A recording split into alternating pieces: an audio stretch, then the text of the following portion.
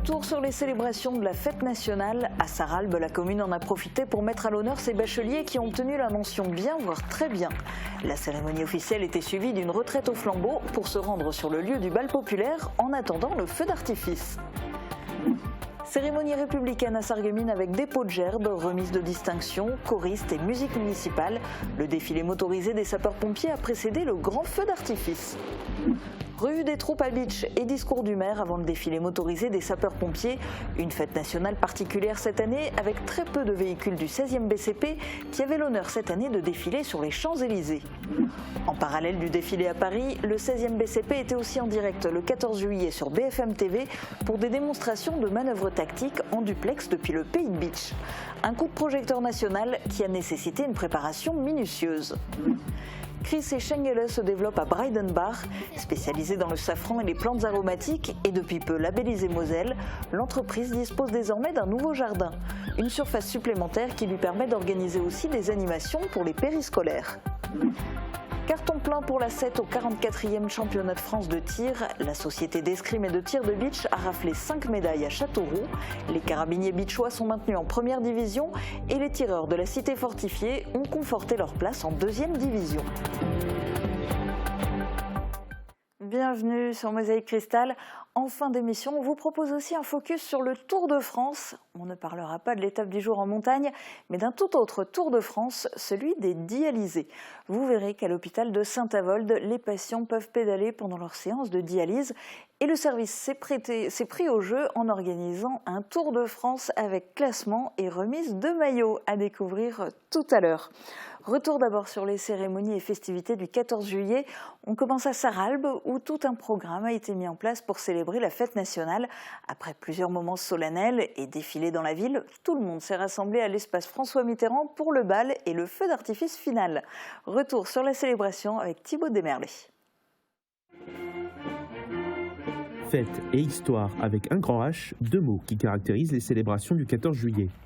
Le 13 au soir à Sarralbe, après le traditionnel dépôt de gerbes devant le monument aux morts, le défilé se dirige vers l'hôtel de ville pour le discours du maire.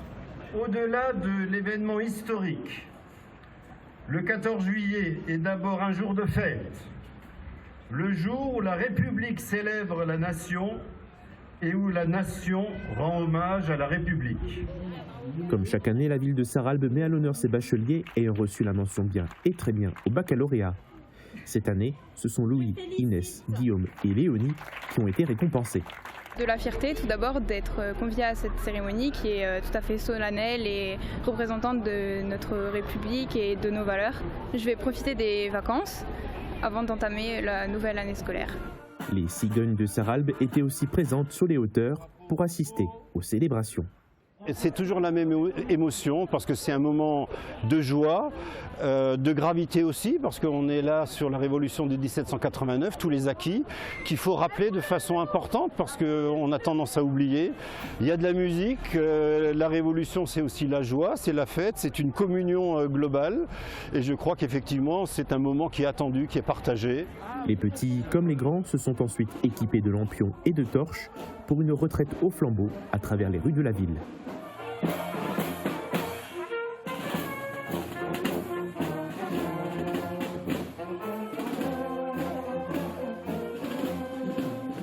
Le cortège a rejoint l'énorme rassemblement devant l'espace François Mitterrand pour le bal populaire. La foule attendait avec impatience le point culminant de la soirée. Et à 23h pétantes, le ciel de Sarralbe s'est éclairé.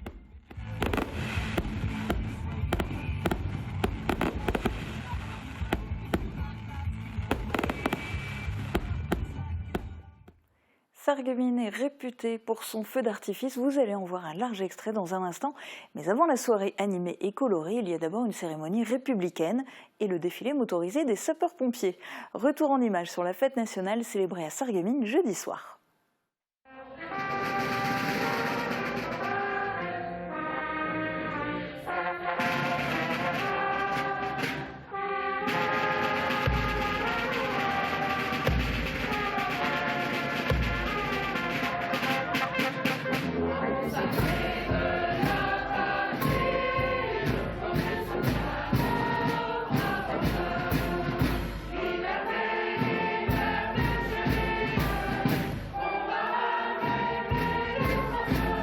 14 juillet, c'est pour beaucoup une liesse dans les rues. Mais la fête nationale revêt avant tout un caractère républicain. À Sarreguemines, avant la fête populaire agrémentée de concerts qui précèdent le grand feu d'artifice, le programme a commencé par une cérémonie devant le monument aux morts, avec dépôt de gerbes et remise de distinctions. Monsieur Jean-Bernard Pichereau, au nom du ministre des Armées, nous vous décernons la médaille de la Défense nationale, échelon bronze, avec agrafe défense et essai nucléaire. Adjudant-chef Pascal Biden, au nom du président de la République et en vertu des pouvoirs qui nous sont conférés, nous vous faisons chevalier de l'Ordre national du mérite. Il faut un moment de fraternité et je pense que ce soir il y en a eu un avec toute cette population qui était présente et cette décoration qui m'est remise devant le monument aux morts parce que j'ai également eu beaucoup de camarades qui ont quitté ce monde malheureusement au combat, mais voilà, c'était un honneur. En plus le 14 juillet.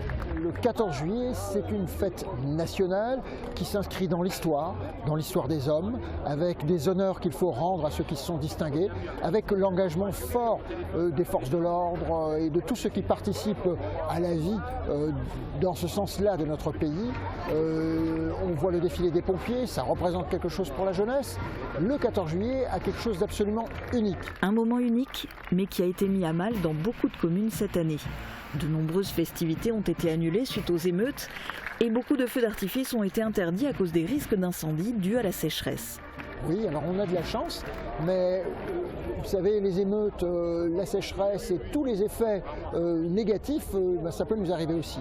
Je pense qu'il faut effectivement réagir positivement. Il faut écouter les commerçants qui ont besoin qu'on maintienne aussi dans notre pays un certain nombre de moments comme cela.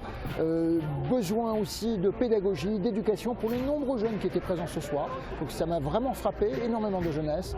Ces moments sont beaux, ils sont agréables, mais ils sont nécessaires aussi à la pédagogie et au souvenir, parce qu'il y a également, on l'a fait devant des monuments qui ont une symbolique très forte et qu'il faut honorer. La célébration de la fête nationale s'est achevée en apothéose par un feu d'artifice dont le Sarregueminois Philippe Ditch a le secret. Cette année, c'était sur le thème de Retour vers le futur, signé Starlight événementiel.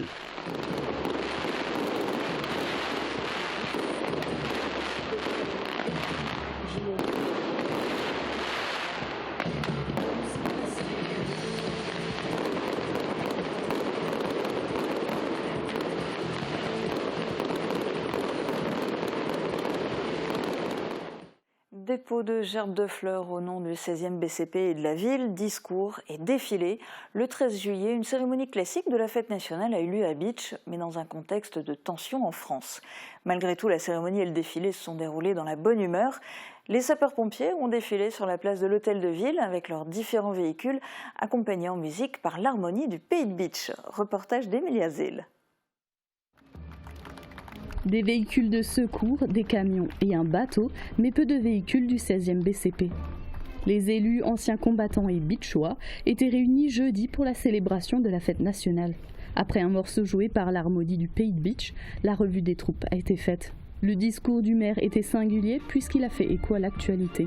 Il y a des nouveautés dans le discours parce que le discours est forcément empreint pour chacun des maires en ce 14 juillet 2023 des événements récents que la France a connus et qui marquent à la fois et non seulement les esprits, mais aussi chacun des citoyens de notre beau pays. Et donc il était normal aussi qu'on souligne l'engagement, qu'on souligne l'action de toutes celles et ceux qui aujourd'hui sont les gardiens et les sentinelles de cette République qui nous tient à cœur. Aujourd'hui, moi j'ai appelé dans mon discours et dans mon message aussi à l'apaisement et à la concorde nationale qui est bien évidemment une valeur forte du 14 juillet. L'harmonie du Pays de Bitche a ensuite accompagné en musique le défilé motorisé des sapeurs-pompiers de Bitche. Cette année, le défilé était un peu plus court que d'ordinaire, le 16e BCP étant à Paris pour le défilé sur les Champs-Élysées. Une grande fierté pour le maire. C'est le bateau léger de sauvetage des sapeurs-pompiers qui a clôturé le défilé. Et vous les avez peut-être vus sur BFM TV, pendant que leurs camarades défilaient sur les Champs-Élysées pour le 14 juillet, des militaires du 16e BCP effectuaient des manœuvres tactiques retransmises en direct sur cette chaîne nationale d'information. L'objectif, présenter au grand public l'expertise et les compétences du bataillon. Mais avant le grand jour, il a fallu de minutieuses répétitions que nous avons eu l'opportunité de suivre au plus près. Reportage de Yannick Sur et Félicia Debus. À l'occasion de la fête nationale, le 16e BCP a eu l'opportunité de montrer ses compétences à la France entière en effectuant des manœuvres diffusées en direct sur une grande chaîne d'information. Des présentations tactiques grandeur nature, dont la première partie se déroule à l'étang d'Aspelshit. Renseignée par 2 tireurs d'élite camouflés dans la végétation, la section doit traverser l'étang du Dos à l'aide de plusieurs zodiacs tout en neutralisant les ennemis présents sur la berge. Elle doit ensuite se frayer un chemin dans la forêt pour pouvoir capturer et sécuriser une route qui sera empruntée par les blindés français. Une mise en situation au plus près de la réalité qui reproduit le travail des militaires lors d'un conflit de haute intensité. Ça, c'est des choses qu'on peut tout à fait être amené à jouer en réel comme en entraînement. On l'a d'ailleurs vu assez récemment sur l'exercice Orion qui a mobilisé pas mal de troupes, où c'était bien sûr des exercices de haute intensité. Donc là, on est bien dans un cadre de conflit de haute intensité. Et c'est bien ce qu'on va jouer ici avec un ennemi qui est capable de tenir des portions du terrain face à un ennemi blindé. Et la haute intensité se retrouve un peu plus loin sur une autre zone d'entraînement du bataillon. Ici, l'ennemi est retranché à l'intérieur d'une maison, à l'abri des VBCI, le tout-terrain iconique du bataillon. 3 groupes se positionnent pour prendre d'assaut le bâtiment.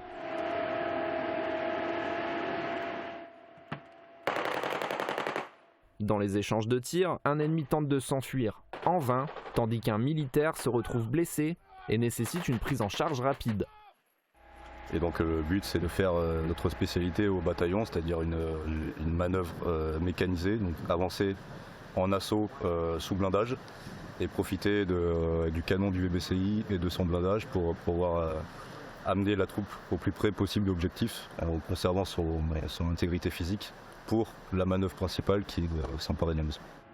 Pour les membres du bataillon, c'est avant tout l'opportunité de montrer l'expertise de leur travail, mais aussi les particularités du camp de Beach et la diversité de ses infrastructures, uniques en France, qui permettent de grandes possibilités d'entraînement. Déjà, ça nous permet de rayonner au niveau du bataillon parce qu'on a un camp qui est quand même assez spécifique, qui a cette particularité du pas de tir nautique et qui offre des infrastructures très appréciables pour un militaire et qui leur permettent de s'entraîner sur tous les éventails de nos capacités, du petit calibre, que ce soit l'arme de poing, le fusil d'assaut, la mitrailleuse, en passant par les canons de 25 mm de nos véhicules blindés, en allant jusqu'à même au tir de missiles.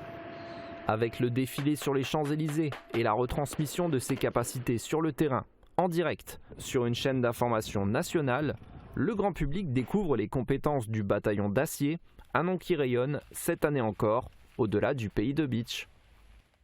Développement tactique pour Chris et Schengele, l'exploitation spécialisée en safran et plantes aromatiques s'est étendue à Breidenbach, 2 hectares de terrain, dont la moitié dédiée au safran. Il y a désormais 6 employés à temps partiel qui travaillent pour l'entreprise et il y a environ 3 semaines, le duo a obtenu le label Qualité Moselle pour 5 de leurs produits, le sirop de safran, le sirop de thym, la gelée Africa, le sel aromatique et les bombes à fleurs. Emilia Zell a rencontré l'un des membres du duo. Cette année, vous vous êtes davantage développé sur Breidenbach. Comment ça s'est passé? Oui, alors le développement a été intense. Alors on est très content, évidemment. Mais c'est vrai que d'une activité secondaire, un petit peu plaisir, on est passé à quelque chose qui fonctionne très très bien. On a commencé à cultiver dans le village voisin, à Schweyen. Et rapidement, on s'est trouvé un petit peu à l'étroit. Et on est très très très heureux d'être ici. Tout simplement parce que c'est des parcelles très isolées de la circulation des habitations. Donc ça nous permet vraiment d'être autonomes et puis de créer un petit coin de paradis, quoi. Vous avez récemment obtenu le label Qualité Moselle. Pourquoi avoir souhaité l'obtenir? C'était une volonté depuis le départ. Depuis le départ déjà parce qu'on a été cordialement invité au marché de la MEM. Et on sait que la MEM privilégie les producteurs MOSL. Et puis au-delà de ça, c'est une vraie volonté d'être reconnus comme des vrais acteurs de l'économie locale. Tout simplement parce que les départements, les régions ont besoin de ça aujourd'hui, de petits producteurs, et qu'on favorise forcément les circuits courts, les amis producteurs pour les matières premières. Donc c'est un vrai bonheur. Mais voilà, une vraie fierté, et puis surtout que ce n'est pas un seul produit, mais 5 produits. Qu'est-ce qu'il implique, ce label ? Il implique déjà une reconnaissance, c'est-à-dire qu'on est vraiment des acteurs du commerce local. Et puis ça, c'est important pour nous, parce qu'avant tout, Chris et Schengele, comme son nom l'indique, c'est quand même du Grand Est. C'est du Mosellan, c'est de l'Alsacien, puisque je suis alsacien. Voilà, c'est vraiment être reconnu en fait, comme des acteurs du commerce local. Et puis à côté de ça, on a une petite famille, ce qui fait que, par exemple, pour les marchés, c'est quand même bien plus intéressant d'être entre nous et puis aussi de parler la même langue avec les producteurs du coin. Thym, basilic, sauge ou encore menthe, ce sont quelques plantes aromatiques qui composent le nouveau jardin de Chris et Schengele.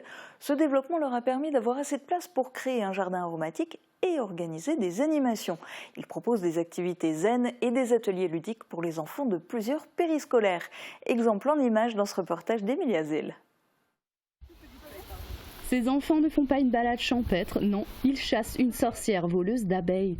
Mercredi dernier, une quarantaine d'enfants du périscolaire de Stirin-Wendel ont participé à des animations créées par Chris et Schengele. Dans leur nouveau jardin aromatique à Holzberg, commune de Breidenbach, ils organisent différentes activités. Par exemple des cours de yoga ou des animations autour des plantes aromatiques pour les périscolaires. Je fais un système d'animation en milieu périscolaire basé sur nos 2 personnages de Chris et Schengele. Donc Chris et Schengele à la recherche des abeilles disparues, avec cette fameuse sorcière Velutina qui nous cherche des embrouilles. Et à chaque chapitre, donc sur 7 chapitres, les enfants doivent nous aider à nous débarrasser de Velutina.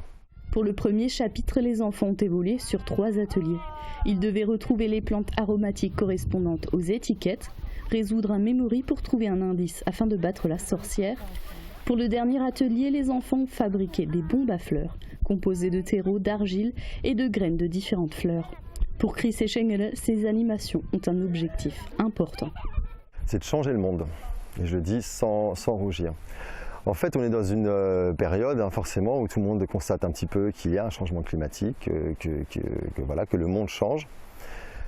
Et je pense qu'il faut le changer en commençant par le bas, c'est-à-dire nos enfants. Alors aujourd'hui, on peut économiser l'eau, on fait attention au système d'arrosage, on fait attention à comment on cultive.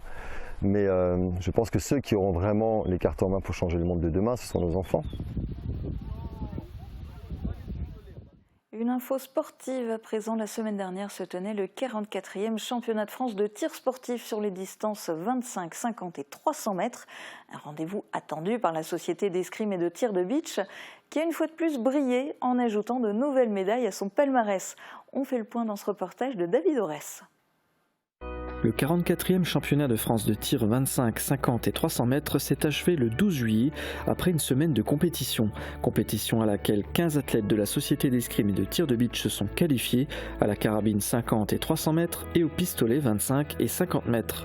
C'était au CNTS de Châteauroux, le Centre national de tir sportif qui accueillera les JO l'année prochaine. Une nouvelle fois, le club beachois a fait honneur à sa réputation en remportant 5 médailles et en assurant son maintien en division nationale parmi les 10 meilleurs clubs de France. Dès la première journée, Anthony Veil, 16 ans, décroche l'argent et le titre de vice-champion de France au pistolet 25 mètres. Le jeune pistolier est la révélation beachoise de ce championnat. Après le titre de champion du monde remporté en octobre dernier, Émilien Chassa décroche sans difficulté celui de champion de France avec la médaille d'or à la carabine 3 positions à 300 mètres. Carabine toujours, Jade Bordet obtient l'argent aux 50 mètres position couchée. Additionné aux performances de Fanny Neufeld et Amélie Veil, les 3 carabinières remportent le titre de championne de France par équipe dans la discipline.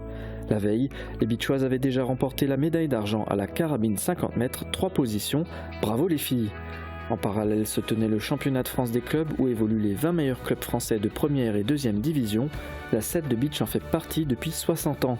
En première division, les carabiniers beachois terminent 7e sur 20 et au pistolet en deuxième division, les tireurs de la cité fortifiée décrochent la 8e place. Le maintien est assuré pour les 2 formations. Grâce à leur performance, les beachois rentrent la tête haute. Sport d'un autre genre ou plutôt activité physique adaptée, des patients réalisent un tour de France pendant leur séance de dialyse.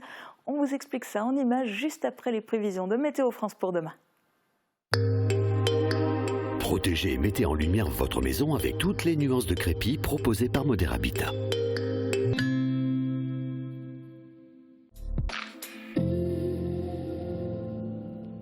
Bonjour, Bonjour tout le monde. Pour la journée de demain, de belles éclaircies sont présentes dès le matin. En fin de journée, les nuages se font plus nombreux et quelques averses localisées sont possibles. Côté température, les minimales iront de 10 à 12 degrés et les maximales de 28 à 30 degrés. Demain, nous fêtons les Frédéric et il fera jour de 5h50 à 21h33. Passez tous une belle journée et à demain.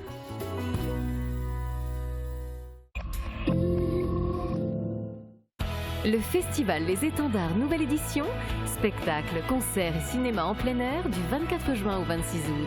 Profitez de nombreuses animations gratuites tous les week-ends. Ne manquez pas l'événement de cet été. Et si vous rejoignez le Mibel Group?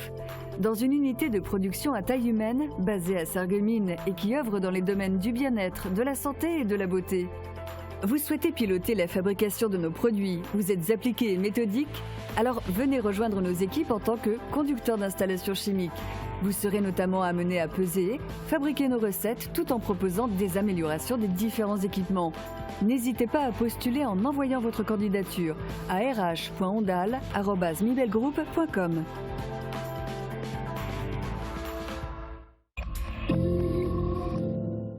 Les patients du centre de dialyse de l'hôpital de Saint-Avold font eux aussi leur tour de France.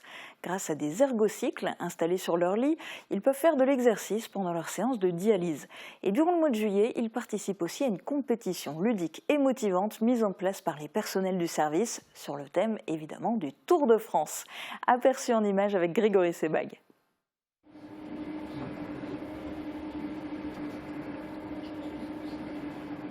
Il n'y a pas que les coureurs cyclistes du Tour de France qui pédalent en ce mois de juillet.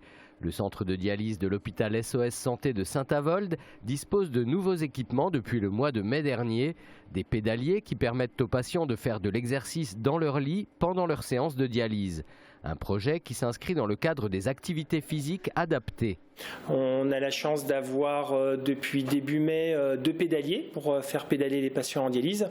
On a monté ce projet avec toute l'équipe soignante parce qu'en fait on sait que l'activité physique adaptée a des bénéfices très importants dans le cadre de la prise en charge de la maladie rénale chronique, notamment les faire pédaler en séance, ne serait-ce que 30 minutes, il y a des bénéfices très importants déjà au niveau du moral et puis ensuite pour reprendre confiance en soi et se dire qu'on peut faire quand même des choses malgré le fait qu'on est dialysé. On est vraiment des très bonnes surprises. Il y a des patients qui se sont mis au pédalage, on ne s'y attendait pas. Ils ont commencé 5 minutes, puis 10 minutes, et puis on a des exemples où ils sont à 30, 40 minutes. Voilà. C'est des gens qui n'ont pas forcément un passé de sportif. Et avec les patients en dialyse, on ne parle pas de sport, on parle d'activité physique adaptée. Et c'est vraiment les accompagner, leur montrer qu'ils peuvent faire des choses et que la dialyse, ce n'est pas uniquement passer 4 heures dans un lit à ne pas bouger. Du 1er au 23 juillet, durant le Tour de France, les équipes soignantes se sont mobilisées pour organiser une manifestation ludique autour de l'événement. Le service a été décoré aux couleurs du Tour et les dialysés participent à une compétition soutenue par de nombreux sponsors, y compris les sponsors officiels du Tour de France. Alors voilà, c'est le côté amusant et fun, c'est ce qu'on veut, il faut que ça soit vraiment ludique. Donc le Tour de France, on va le faire pendant 3 semaines, comme le vrai Tour de France. Chaque jour, il y a l'étape qui est indiquée, avec le nombre de kilomètres et donc le but en fonction du nombre de patients qui pédalent à ce moment-là chaque jour, c'est de couvrir le maximum de kilomètres. Et aujourd'hui le total, vous voyez, c'est quasiment 457 kilomètres, en sachant qu'ils n'ont pas pu pédaler le dimanche parce qu'on ne dialyse pas le dimanche, on dialyse du lundi au samedi inclus. Et on a fait un classement par jour et un classement global, hommes et femmes. L'idée, c'est de récompenser les 3 meilleurs avec un maillot jaune, un maillot à pois, un maillot vert sur le modèle du Tour de France. Et ensuite, les participants auront aussi des goodies parce qu'on a pu avoir des partenaires pour nous accompagner et donc donner des récompenses pour motiver les patients. Ça va ? Ça va. Alors, qu'est-ce que vous pensez du vélo ? Ça fait longtemps que je ne l'ai pas fait. Ouais. Près de la moitié des patients du centre de dialyse ont accepté de jouer le jeu. Parmi eux, Jean-Marie, passionné de cyclisme, qui parcourt en moyenne 5 km 3 fois par semaine lors de ses séances de dialyse. Un exercice dont il ne pourrait plus se passer. On s'essouffle moins en plus. On s'essouffle moins. Ouais. Surtout que moi, je ne bougeais plus du tout depuis l'automne dernier. C'est bien parce que le matin, je pédale. L'après-midi, je regarde le Tour de France. Parce que je suis amateur de cyclisme. Et Et donc, bon, j'ai eu du mal à m'y mettre. C'était assez dur. Mais maintenant, bon, c'est quelque chose qui me dérange plus du tout. Ouais, ça m'apporte quelque chose, hein, au niveau résistance, refaire du muscle dans les jambes, parce que je n'en avais plus. Et donc, c'est un outil merveilleux, quoi. Hein. La pratique de l'ergocycle permet de réduire la fonte musculaire, de réduire les risques d'accidents cardiovasculaires et en favorisant l'afflux sanguin dans le rein, de rendre les séances de dialyse plus efficaces. Mais c'est aussi un moyen de rendre les séances, qui durent environ 4 heures, moins monotones. Le centre de dialyse souhaite faire perdurer cette activité au-delà du Tour de France pour la santé et le moral des patients.